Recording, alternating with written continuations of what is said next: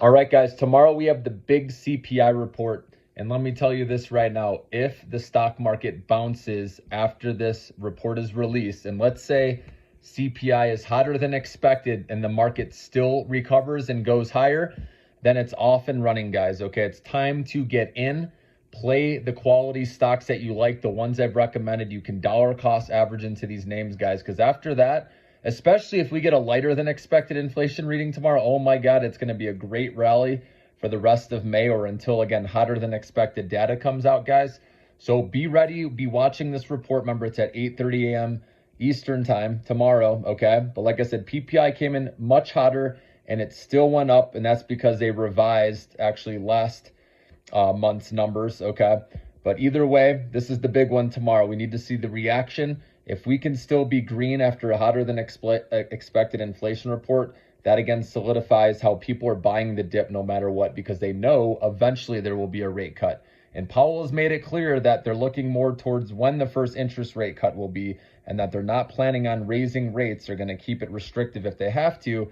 But this is a good environment, guys, for stocks. I want you to know that even if an interest rate does not happen, okay, this year, and the consumer holds up, job growth hangs in there, and it doesn't tank, right? We don't see unemployment shoot up way above 4%, or like I said, consumer spending fall off a cliff. It's that Goldilocks scenario. Stocks can do well in this environment, okay? And I think they'll keep going up even if an interest rate cut isn't totally official yet, okay? And then if it does rage huge right into the actual first rate cut, then it might be a sell the news event, okay? But I still personally believe more money will enter from the sidelines when an interest rate cut happens, because it fuels economic growth. We've talked about this, but for you guys new to my channel, you know, personal loan volume growth, auto loan volume growth, right?